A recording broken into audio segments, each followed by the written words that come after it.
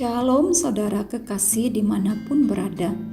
Jumpa lagi bersama saya dalam Renungan Tridi 3 menit dekat dengan Dia. Sobat Tridi, pernahkah Anda tiba-tiba dan tanpa sebab yang jelas menjadi marah? Dan marahnya bukan marah biasa, tapi marah yang amat sangat. Kemudian Anda menyesal dan kaget. Kok bisa ya saya marah seperti itu? Padahal sebenarnya masalahnya sangat sepele. Mungkin kita pernah mengalaminya. Rasul Paulus dalam surat kepada jemaat di Roma pasal 7 ayat 20 dan 23 membantu kita untuk memahami hal ini.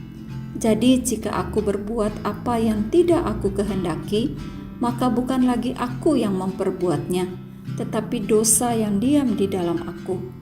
Tetapi di dalam anggota-anggota tubuhku, aku melihat hukum lain yang berjuang melawan hukum akal budiku dan membuat aku menjadi tawanan hukum dosa yang ada di dalam anggota-anggota tubuhku. Saudara, ternyata dalam hidup kita ada kekuatan dosa yang disebut Paulus dengan istilah hukum dosa atau dosa yang ada di dalam aku. Kata hukum adalah bentuk kiasan yang digunakan untuk menggambarkan adanya suatu kuasa, otoritas, atau paksaan yang menguasai dan mengharuskan kita ikuti kehendaknya untuk jatuh dalam dosa.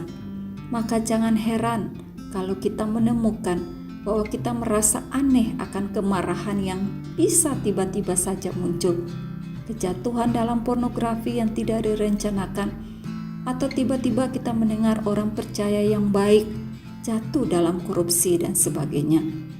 Lalu kita bertanya, bagaimana dengan kuasa Tuhan Yesus? Apakah kuasa dosa dalam diri kita sudah dikalahkan?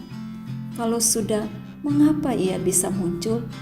Sobat Tridi, kebenarannya ialah bahwa kuasa Kristus telah menggulingkan pemerintahan dosa, melemahkan kuasanya, dan bahkan telah membunuh akarnya, sehingga dosa itu tidak berkuasa dalam diri orang percaya. Namun kita tetap harus waspada. Dosa tetap adalah dosa. Ia punya kekuatan yang sangat besar untuk menjatuhkan kita. Ingat, ia adalah suatu hukum. Satu hal yang perlu kita syukuri adalah bahwa kita tidak ditinggalkan dalam ketidakberdayaan. Di ayat 24 kita diberikan solusi. Syukur kepada Allah oleh Yesus Kristus Tuhan kita. Kita sangat bersyukur bahwa Tuhan Yesus melepaskan kita dari belenggu dosa dan juga memberikan kita kekuatan untuk hidup berkemenangan atas dosa yang suka mengacak-acak kehidupan kita. Tuhan Yesus memberkati. Amin.